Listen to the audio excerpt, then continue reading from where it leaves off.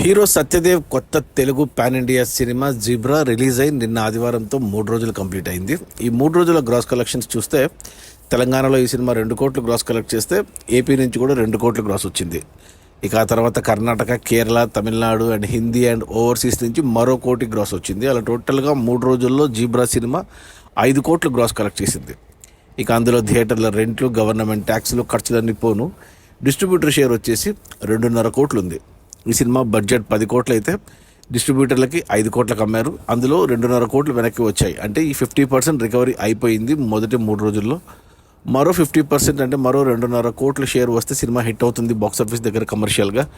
2.5 కోట్ల షేర్ రావాలంటే మరో 5 కోట్లు గ్రాస్ రావాలి. ఈరోజు సోమవారం వర్కింగ్ డే, కలెక్షన్స్ ఉండవు.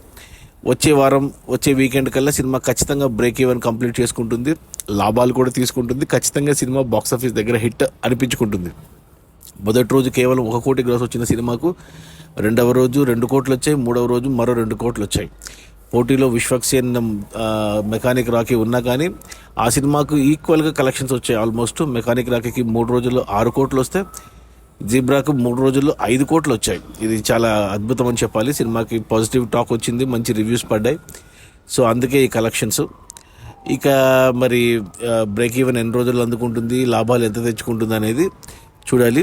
మన సత్యదేవ్, కృష్ణమ్మ లాంటి డిజాస్టర్ తర్వాత ఈ సినిమాతో హిట్ కొట్టినట్టే ఆల్మోస్ట్. సో మంచి కంబ్యాక్ ఇచ్చాడనే చెప్పాలి. అది మన సత్యదేవ్ కొత్త Telugu pan India cinema zebra. Release అయిన మొదటి 3 రోజుల్లో 5 కోట్ల గ్రాసు. అందులో డిస్ట్రిబ్యూటర్ షేర్ వచ్చేసి 2.5 కోట్లు. సినిమాని డిస్ట్రిబ్యూటర్లు 5 కోట్లకు కొంటే 2.5 కోట్లు వెనక్కి వచ్చాయి. మరో 2.5 కోట్లు వస్తే సినిమా హిట్ అయిపోతుంది.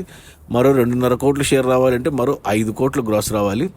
సినిమా బడ్జెట్ వచ్చి 10 కోట్లు. నేను కూడా సినిమా చూశాను, నాకు కూడా నచ్చింది. సినిమా బాగుంది. Okay, bye.